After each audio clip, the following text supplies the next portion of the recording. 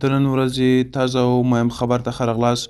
د ازادۍ او مقاومت جبهو په کابل کې د څلورو طالبانو د وژلو او یوه تن ټپي کېدو ادعا کړې ده.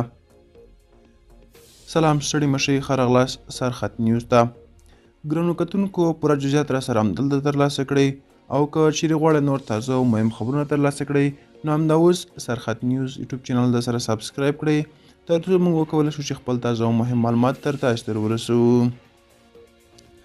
د طالبانو دوه مخالفې ډلې ادعا کوي چې تیر ماښام یې په کابل کې د طالبانو امنیتي ځواکونو ته مرګ ژوبله اړولې ده. د افغانستان د ازادۍ جبهې په نوم وسلوالې ډلې پر خپله ایکس شبکه یا پخواني ټویټر لیکلي چې د دوی وسلوالو د کاردینو په سیمه کې د طالبانو د کورنیو چارو وزارت پر ګرځنده ګزمې برید کړی دی. دوی وړاندې ویلي چې برید کې دوه طالب سرتیري وژلي او یو بل یې ټپي کړی دی. د مقاومت جبهې په نوم د طالبانو بلې مخالفې ډلې هم چې مشري احمد مسعود کوي په یو برید کې د طالبانو د استخباراتو د دوه غړو د وژلو ادعا کړې ده.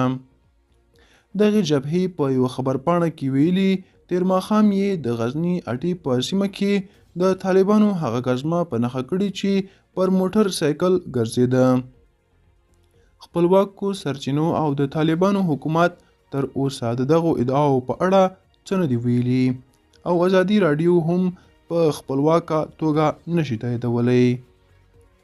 د سرخط نیوز قدرمن لیدونکو دا او د نور چمتو شوی خبر که چیرې غواړئ نور تازه او مهم خبرونه ترلاسه کړئ نو همدا اوس زموږ یوټیوب چینل سبسکرایب کړئ. تر بیا ښې چارې، ښه وخت.